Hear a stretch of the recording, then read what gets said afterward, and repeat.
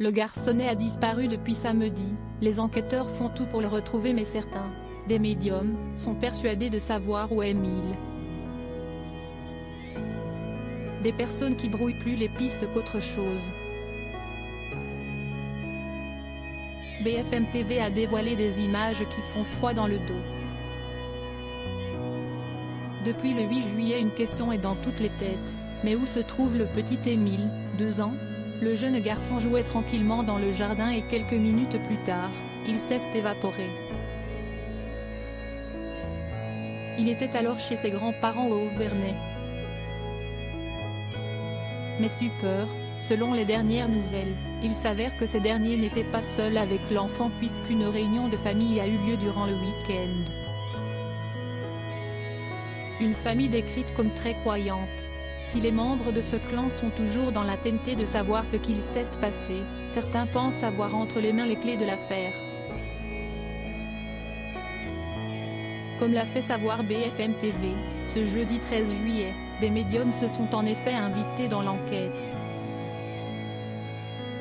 Une façon indigne pour certains de promouvoir leur business en ligne.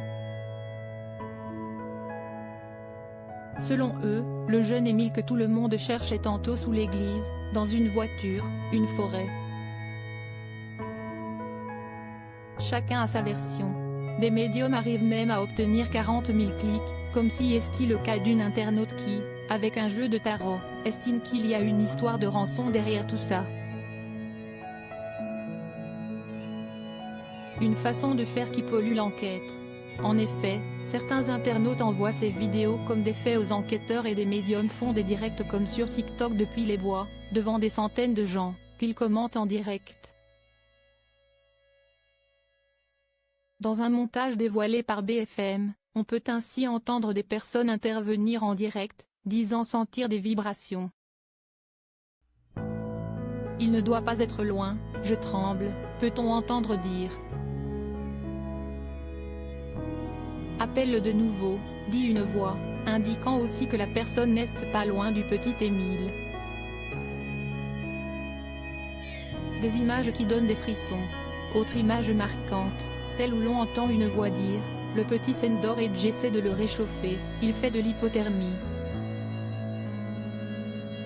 Les enquêteurs ont mieux à faire et pire encore, la présence de ces personnes brouille les pistes puisque certains jettent des mégots, laissent des traces de paille pour ne rien arranger, perturbent les chiens cynophiles.